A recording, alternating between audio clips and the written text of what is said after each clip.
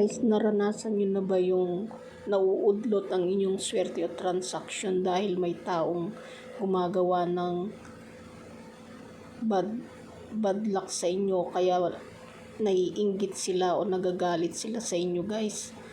O kaya gumagawa sila ng bad spell?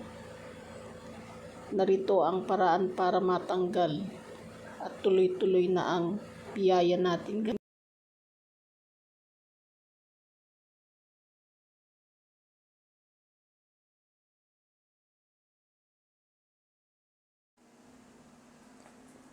Good afternoon mga guys. Guys, pasensya na kayo, ngayon lang ako nakapag-vlog guys. Kasi ngayon lang yung time ko guys. Kaya share ko naman ngayon guys ang mga nalalaman ko ngayong oras na to. Sana magustuhan nyo yung vlog ko ngayon guys. Ito ay tungkol sa kasi meron guys yung taon na minamalas, meron naman din yung taong swerte, di ba guys? Para mapabilang tayo sa hindi minamalas, alam ko hindi naman lahat ng tao ay swerte guys. May i-share ako sa inyo guys. Kasi guys, ito ay ginawa ko na rin guys, hindi naman lahat ng oras positive ang lumalapit sa atin. Sa mga panahong ito guys, maraming tao ang mga naiinggit, kahit ayaw nilang mainggit dahil tayo ay tao lamang guys. Kaya naiintindihan na rin natin sila guys. May mga taong galit sa'yo kahit alam mong mabait ka naman, di ba guys? Kaya i-share ko sa inyo ito guys, kung paano matanggal ang mga negative sa ating katawan at para pumasok ang swerte. Ito guys ay gagawin lang natin ito sa araw ng Friday or Tuesday guys. Ito guys, maghanda kayo. Ito ay pampaligo natin ito guys. Bago sumapit ang Friday, kahit umaga man yan o tanghali or hapon or Tuesday, gawin na natin ito guys. Ito lang yung time kasi guys na maraming mga everyday naman guys, may mga negative energy na pumapasok sa atin na hindi natin gusto. May mga taong naiinggit sa atin o kaya isinumpa nila tayo, kaya lahat ng ito ay humahadlang sa ating mga balakin guys. Halimbawa guys, meron kang paparating na swerte dahil ito ay nabanggit mo o kaya nasabi mo sa kaibigan mo na hindi mo alam at hindi niya rin alam na yan ay negative pala dahil nainggit siya, yun ay hahadlangan na nila ang ating mga pag-angat guys. Kaya para ayaw mong mahadlangan o ayaw mong malasin o kapitan ka ng malas guys, dahil ikaw ay may mga inaasahan transaction, ito ang gawin mo guys, every Friday and Tuesday lang guys.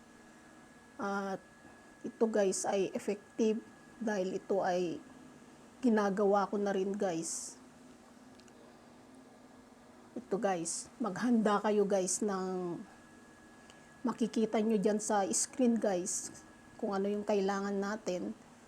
Maghanda kayo ng 3 kalamansi or 1 lemon guys. Ito ay ilalagay nyo sa isang timbang tubig. Ikakat nyo yung kalamansi or lemon guys. Ihanda at saka pipisilin nyo ba guys yun? Pipisilin nyo sa timba. Then 3 kutsarang asin guys. Halu-haluin natin yan guys. Stir natin siyang mabuti hanggang sa matunaw yung asin guys. Then yan guys ang ipangpapaligo natin. Ang una, manalangin muna kayo na matanggal ang kamalasan o negative sa inyong katawan sa buong linggo guys. Every week nyong gagawin yan guys. Either Friday or Tuesday. Intindihan nyo ba yan guys?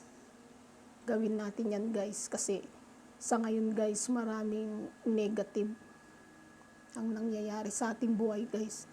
Lalo na may hinihintay tayo, nahadlangan tayo, malamang merong something na hindi natin alam guys, di ba?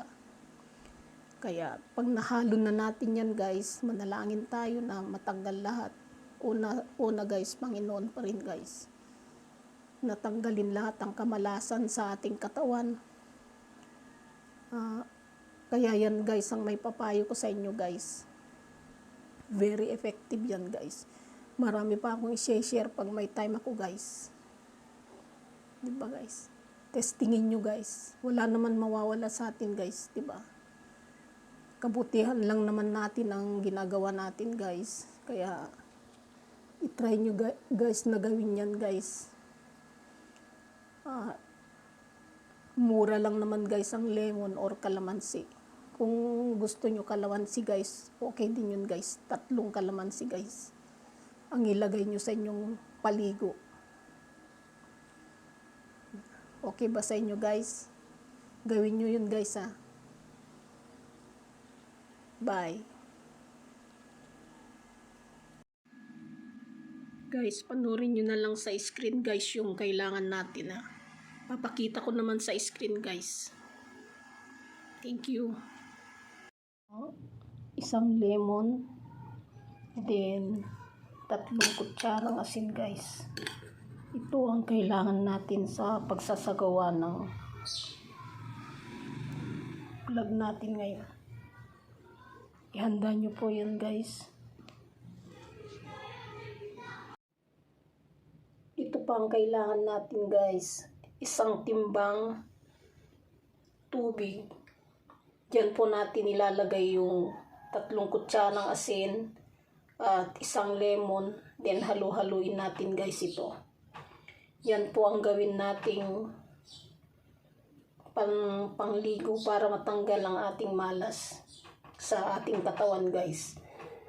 Then pwede din po kayo magdagdag guys, basta yung lemon at asin ay nandyan pa rin guys. Okay guys.